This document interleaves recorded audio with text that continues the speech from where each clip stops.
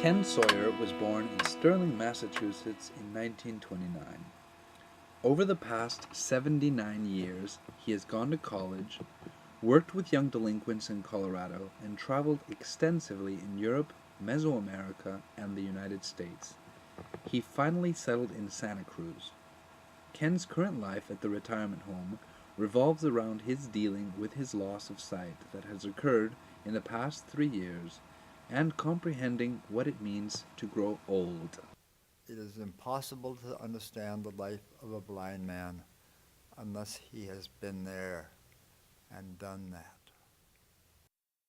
90% of my world is Dark? yes. And it's something that I hear. I can stumble around out there in the world and do pretty well. There are other ways of getting around. Blind men are not totally in a dark world. Listen much more intently to the tone of the person that's talking to me. And there's an amazing amount of different tones in a place like this. Amazing. The message is just as much in the tone of the voice as in any other way. And particularly the words. The words are not very strong. But the tone tells everything.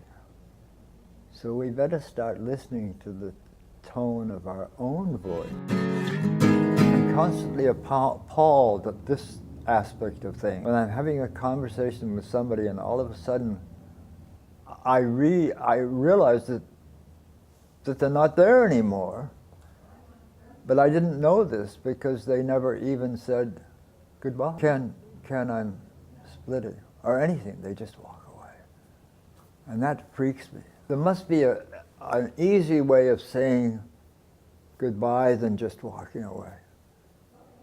Because the words are there, but I think we're afraid to use them.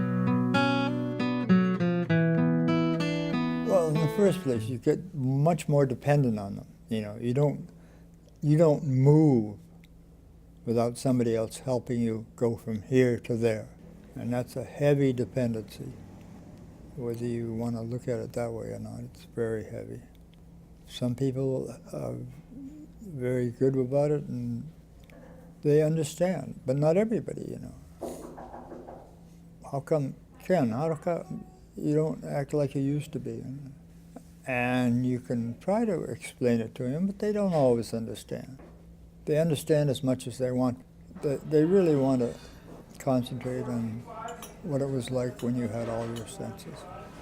So it's kind of a daily fight, you bore them with all the, you don't want to hear much about your hardships and stuff like that. Touch, now that's an interesting one.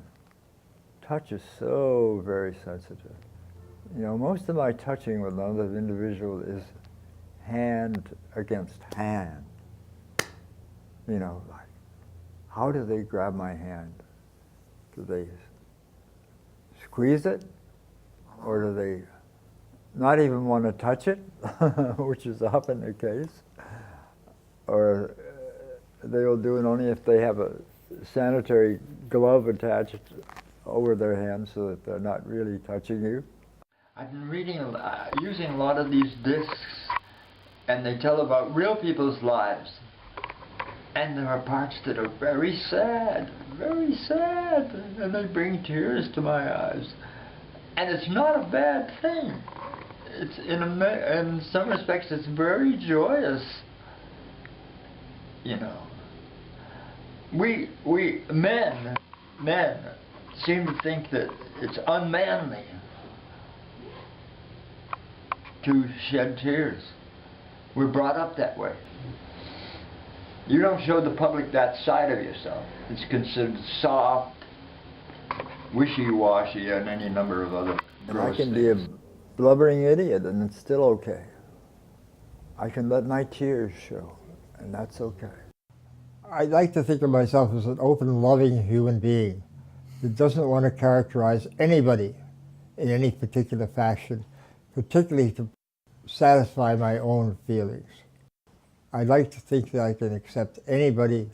Maybe I don't accept people that want to hurt animals or each other. That's a no-no. How do I tie these things all together into one?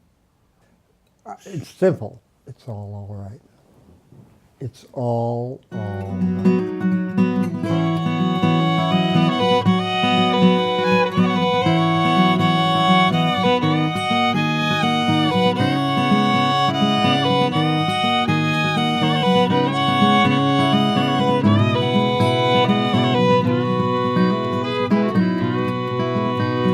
Marie was born in Santa Fe with a saxophone and pretty lace.